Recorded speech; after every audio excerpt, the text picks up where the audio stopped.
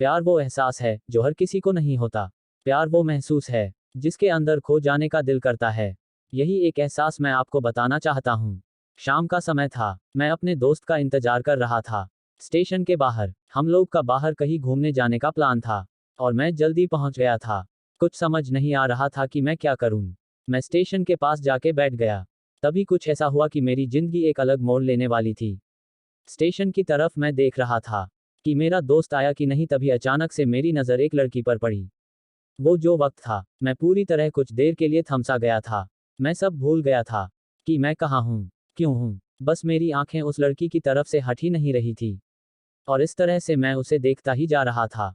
उसका मासूम चेहरा, उसकी छोटी छोटी आंखें, उसके मासूम से चेहरे पे वो मासूम सी उसकी हंसी, जैसे मानो कोई परी हो। उसे देख पहली नज़र में मानो दिल को कुछ होने लगा था।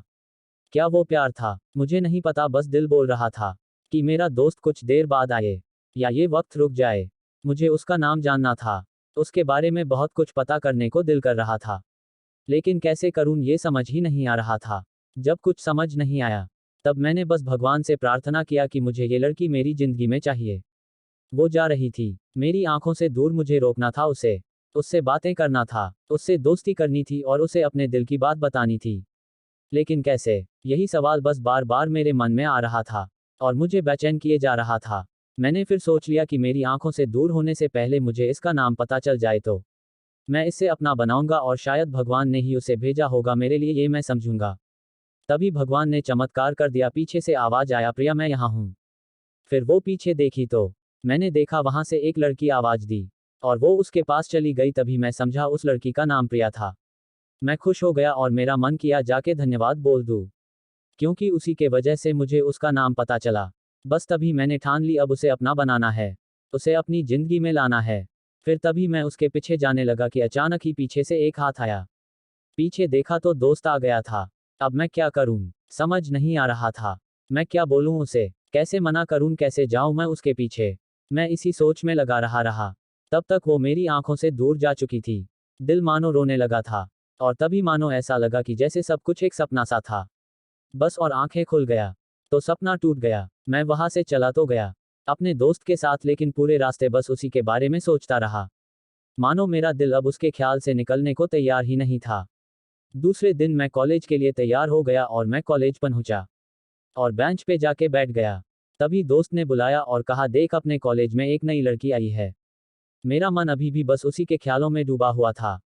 आंखों से उसका चेहरा मानो हट ही नहीं रहा था। वो बार बार मुझे आवाज दिए जा रही था। तभी मुझे गुस्सा आया, और पीछे उससे बोलने जा ही रहा था कि मैं रुक सा गया।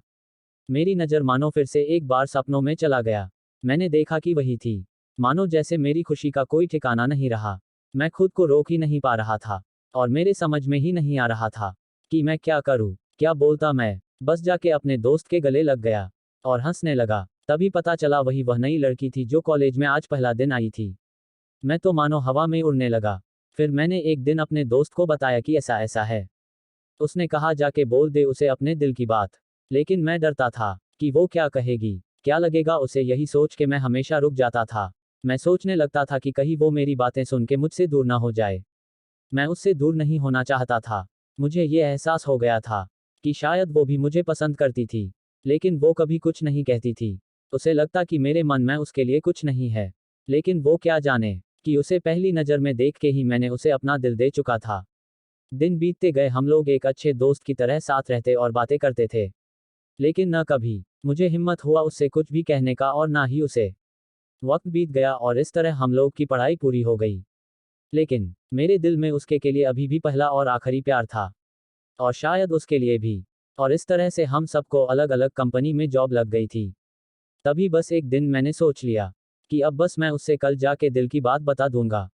मैं अगले दिन सुबह उठा और मैंने उसे फ़ोन किया और उससे कहा कि मुझे मिलना है। उसने मिलने के लिए हाँ कर दिया, और इस बात से मुझे बहुत खुशी हुई। हम लोग ने एक समय निर्धारित किया था, और मैं समय से पहले वहाँ उसका इंतजार कर रहा था। तभी मेरी नज़र उस पे पड़ी।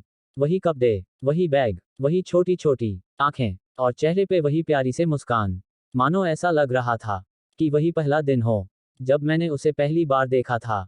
वो धीरे धीरे मेरे पास रही थी। मैं तो बस उसे देखता ही जा रहा था। फिर वो पास आती है, फिर वो मेरे सामने बैठ जाती है, तभी बस मैंने उससे कहा कि मुझे कुछ कहना है। फिर तभी उसने भी कह दिया कि मुझे भी कुछ कहना है। मैं खुश हो गया, मुझे लगा कि आज वो भी अपने दिल की बात बोल देगी। फिर मैंने उससे कह दिया कि तुम पहले बोल दो। उसने तो पहले मना किया पहले बोलने से, लेकिन मैंने ही जिद कर दिया कि पहले तुम बोलो। और वो बोलने जा रही थी कि मानो मेरी सांस रुक गई। उसकी बातें सुनने के लिए सब कुछ थम सा गया था।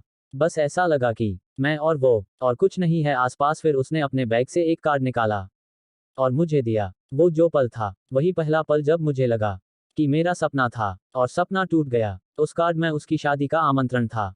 बस फिर क्या, सब कुछ वहीं रुक गया। शायद मैंने बहुत देर कर दी उससे अपनी दिल की बात बताने में।